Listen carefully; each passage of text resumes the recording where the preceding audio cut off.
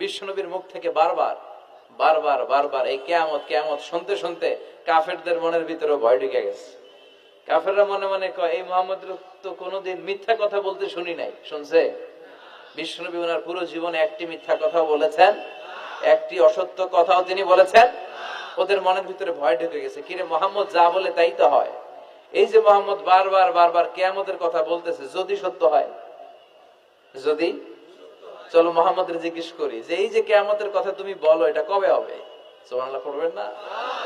সবাই এসে জিজ্ঞেস করলো, মুহাম্মদ তুমি তো মিথ্যা বলো না, তুমি সত্যবাদী আর সাদিক আল আমিন, তুমি বলো কিয়ামত হবে, আমাদের জানতে বড় মন চায় কিয়ামত যে হবে, কিয়ামতটা কবে হবে?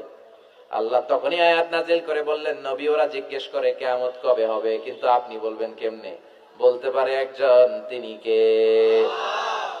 ইন্নাস সাআতা লাআতিয়াতুন লা রাইবা ফিহা ওয়ালাকিন্না আকসারান নাসি লা ইউমিনুন। আল্লাহ বললেন কিয়ামতটা হবেই হবে, এতে কোনো সন্দেহ নাই। সন্দেহ আছে নাকি? এটা কিন্তু ঈমানের সাথে সম্পৃক্ত। কিয়ামত যে হবে আমাদের কারো সন্দেহ আছে? কারো সন্দেহ নাই। কারো কি এমন ক্ষমতা আছে যে কিয়ামতকে আটকায় দিবে? বলেন।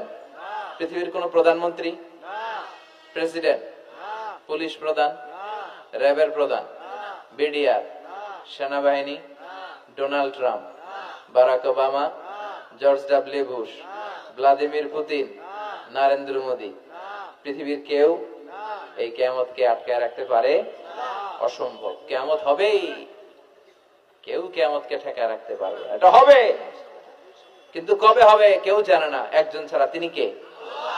ইন্নাল্লাহা ইনদাহু ইলমুস সাআহ, আল্লাহর কাছে আছে এই কিয়ামতের জ্ঞান, কেউ এই জ্ঞান রাখে না।